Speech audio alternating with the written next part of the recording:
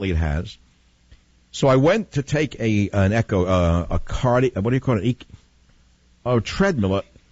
Stress echocardiogram, which is not a big deal. It's not invasive. So I refused the injection which they use to color the pictures. I said, look, I'll run in a straight line. So the guy laughed. I said, you can't put any fluids in me. I'm not ready for embalmment yet. So they said, well, no, the new stuff doesn't hurt your kidneys and liver. And I said, I know, but in 2 years they'll find out it's cancerous. So no, there's no injection. No injection, I'll run. So they put me on the Bob Dole machine with the undershirt. I said, every time I go on that machine in an undershirt with the wires, first they shaved my chest, which was like frightening. He was a very nice guy who did it. We had a lot. I mean, it was one joke back and forth to each other. So he got the barber shears out and shaved the chest there. That's the best part of my body. What are you doing?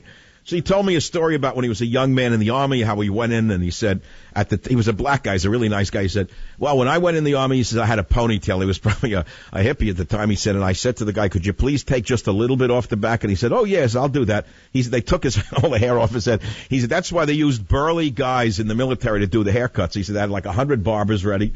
And he said, they made you leave through the back door. He said, because if you went out the front door, the other guys never would have gone into the barber shop.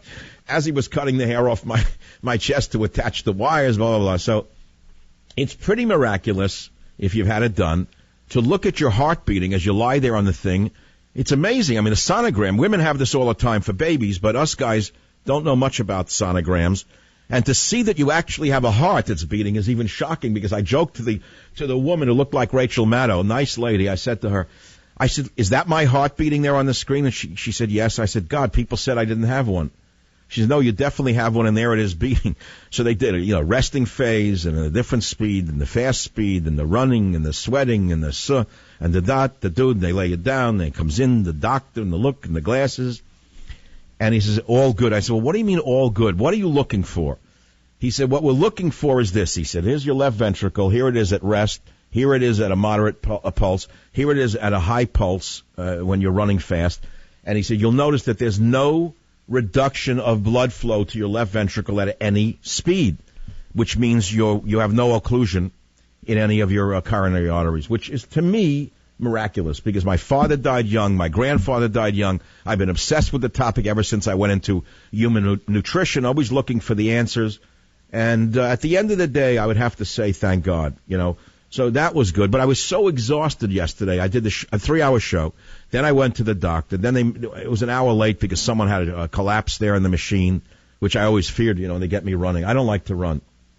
I have an 85-year-old friend who refuses to even walk to his car. If someone could carry him in a chair, he would be carried. He doesn't exercise. Doesn't believe in it.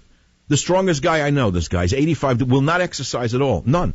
I mean, he follows the Mark Twain theory of exercise. When Mark Twain said, I get all of my exercise walking to the funerals of my more athletic friends. I love that line. I do bicycle twice a day, but it's modest bicycling for 15 minutes. I never really break a sweat. My pulse goes up slightly. I bicycle on the Dr. Kellogg theory, which is you bicycle for stability, a certain harmonium in your brain. A two-wheel object, the bicycle, is not just for building up cardio, it's also for balance. And I feel that balance is as important as anything in an exercise program. Dr. Kellogg, the guy who created Kellogg's cornflakes, used to bicycle a mile a day in a full suit to his clinic in Michigan, I believe, before it was taken over by the pita makers. And he said,